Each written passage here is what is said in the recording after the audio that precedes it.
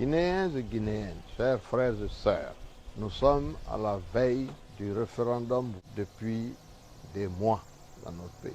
Nous savons très bien où cela va nous mener. Nous savons que notre démocratie est en train de s'effondrer. Dans la nouvelle constitution, le mandat du chef de l'État est illimité. Alors que par les batailles que nous avons menées avant, nous avons limité cela à 2 et nous avons sanctuarisé cet article. Alors la modernisation de la Constitution, la réalité est qu'aujourd'hui notre pays a été quasiment détruit.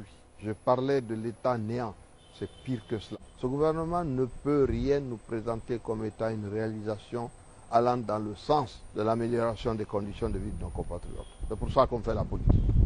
Alors avoir l'idée de se maintenir indéfiniment au pouvoir, c'est quelque chose qui est inacceptable pour tout Guinéen et même pour tout Africain. Pour le prétendu panafricaniste qu'il est, on l'a vu comment il s'est comporté.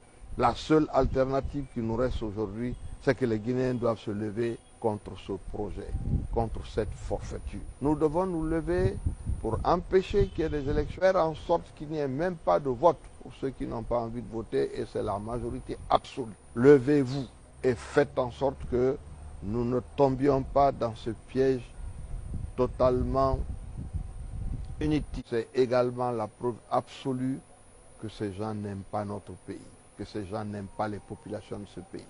Alors, s'il vous plaît, combattez pour votre liberté, pour votre développement, pour votre émancipation, pour l'éducation de vos enfants, pour une Guinée autre que celle qu'elle est devenue, c'est-à-dire la risée du monde entier.